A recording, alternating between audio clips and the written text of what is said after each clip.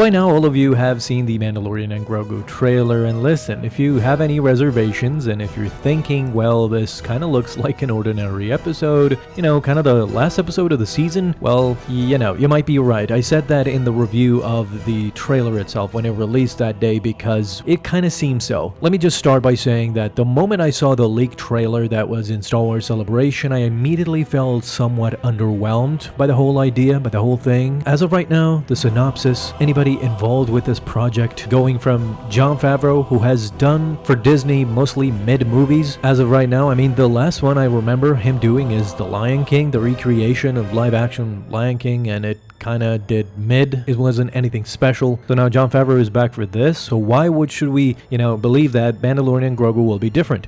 And yeah, there's more, believe it or not, because the terrible titles of Star Wars movies do continue, and it didn't stop with The Rise of Skywalker. I clearly remember back in 2019, 2018 when it was first announced.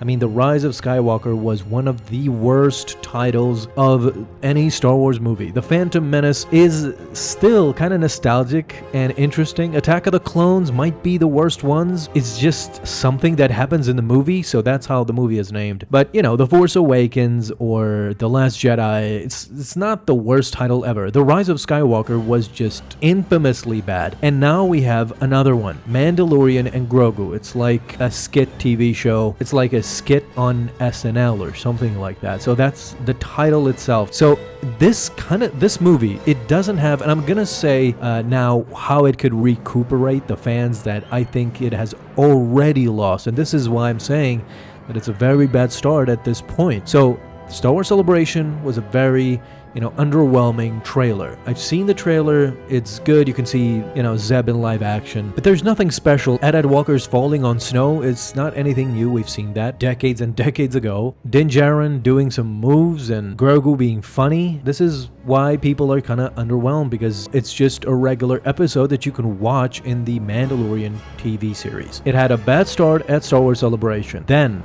the title was revealed, an underwhelming title. Now we have an official teaser, which is kind of the same thing as the Star Wars Celebration trailer, just reworked a bit with some new footage. Babu Frick was very much more involved in this one rather than in Star Wars Celebration. And even Babu Frick, I'm sorry to say, cannot save this marketing plot, because at this point, the marketing for this movie has been just subpar and terrible. And what I'm waiting for, and I think this is what it can turn things around, but at this point I'm really skeptical, is maybe showing more out of Thrawn, out of Ezra Bridger, out of Dathomir, how the movie is supposed to progress.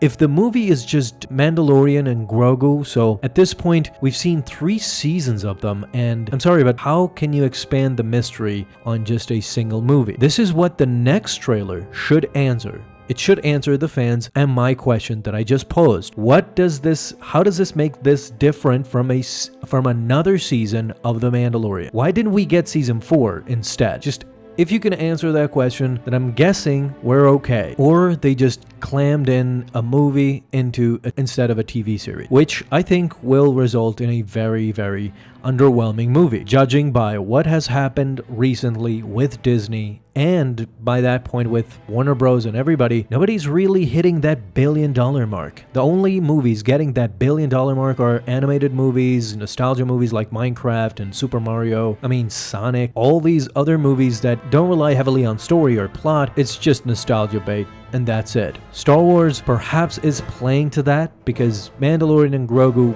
might not be a Super Mario Bros. Movie or a Minecraft movie, but it's still Mandalorian and Grogu, even though it's from 2019, so how nostalgic it can be really.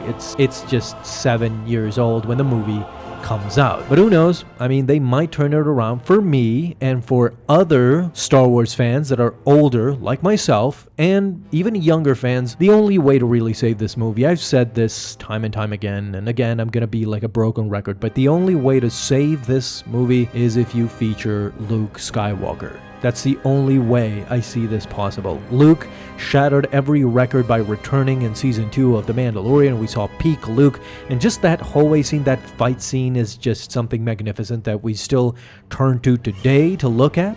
and is magnificent.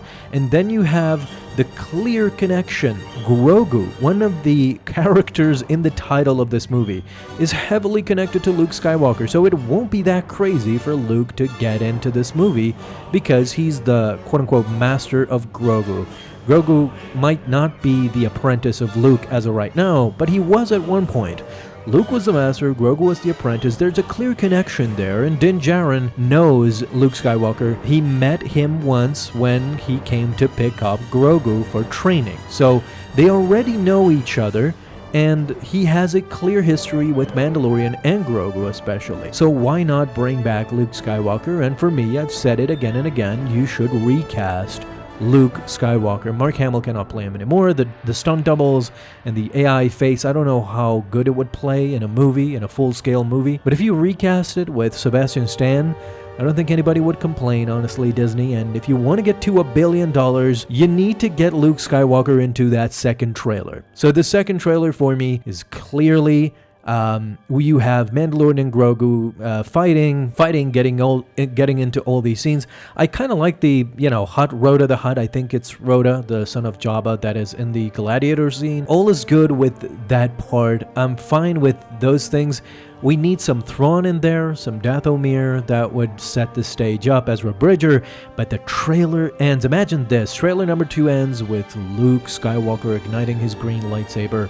We see Sebastian Stan, and perhaps he says a line, perhaps he doesn't. That doesn't really matter. Or, he says, hello there. It rhymes. It's Star Wars. So, Disney, Lucasfilm, take it from me. I might not be a marketing genius. I might not work in the HR department or marketing department, or I haven't made $1 billion movie yet, but I know what the fans want because I'm a fan myself. I'm a diehard fan. If you tell me that in The Mandalorian and Grogu, Luke Skywalker is going to play a significant role, let's not say prominent role, he's going to play a significant role in The Mandalorian and Grogu, then not only do you have me there, you're going to have a lot more other people that are not really interested in Star Wars, but they are interested in Luke Skywalker coming back again to the silver screen. And in his biggest, most prowess, most powerful, era of that time. He is the greatest Jedi of that time. Ezra is not, Ahsoka is not. I'm sorry. They don't compare to Luke Skywalker. And we've never seen Luke Skywalker as powerful as he is during this specific time, Mandalorian and Grogu era.